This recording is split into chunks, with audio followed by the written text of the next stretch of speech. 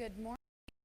I hope you guys all had a great week enjoying the weather outside. This week we are reading about finding the lost, and it's from Luke 15. Each of these three stories tells about how one who was lost was found again, and of God's searches for those who wander away. Jesus came to teach all people about the kingdom of God, especially those who were sinners. But not everybody was happy about this, especially the Pharisees and the scribes. One day, the Pharisees and the scribes were grumbling about Jesus. "He talks to sinners," they exclaimed, and he them. So Jesus told them about this parable, which is a story with a special meaning. If a man has 100 sheep and loses one, what does he do? He leaves the 99 to search for the lost one. When he finds it, he puts it on his shoulders and happily carries it home. Then he calls out to all of his friends and neighbors, "Come and celebrate with me. I've found my lost sheep." It's the same way in heaven, said Jesus. There is more joy over one sinner who turns back to God than over the 99 who didn't turn away from him.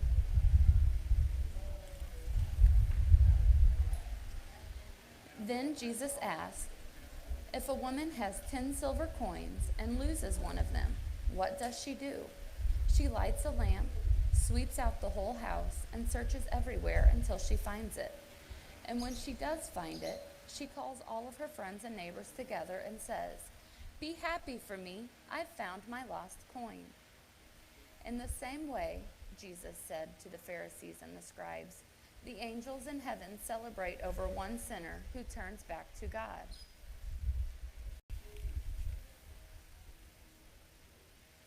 Jesus then told them this parable about a father and his 2 sons.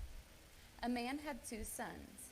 One day, the younger son said to his father, "Father, give me my share of your fortune now." This made the father very sad, but he gave the son his share of the family's fortune. Just a few days later, the younger son gathered up all of his belongings and left. He traveled to a faraway country where he wasted all of his money on foolish living.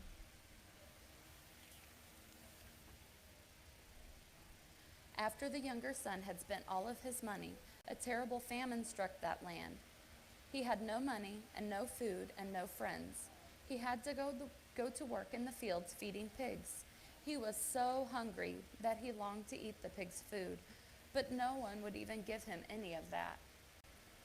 One day, the son said to himself, "I am dying of hunger, but even my father's servants have more than enough food to eat.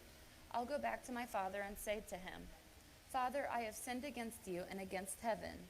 I'm not worthy to be called your son. Just let me be like one of your servants.'" Then the son got up and began the long journey back home to his father. While the son was still a long way off, his father saw him coming, and his heart was filled with love and compassion.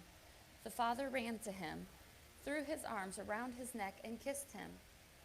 "Father," the son said, "I have sinned against you and against heaven. I'm not even worthy to be called your son." But his father called to the servants and said, "Quick, bring out the best robe and put it on my son. Bring a ring for his finger and sandals for his feet. Then kill the fattened calf, and let's have a great feast to celebrate. My son was lost to me, but now he's found again." And so they began to celebrate. Now the older son had been out in the fields. When he came home, he heard all the music and dancing. "What's going on?" he asked one of the servants. "Your younger brother has come home," the servant told him, "and your father is having a great feast to celebrate because his son is back safe and sound." But the older brother wasn't happy. He was angry, and he refused to go into the feast. His father came out and pleaded with him to come in. But the brother said, "I have worked for you for years. I've done everything you've ever asked, but you never gave me even a young goat to have a small feast with my friends. But when this who took your money and left comes home, you have a great feast for him." "My son," the father said, "everything I have is yours." To celebrate, "Your brother was lost to me, but now..." Jesus didn't come only for people or the people who already know about God.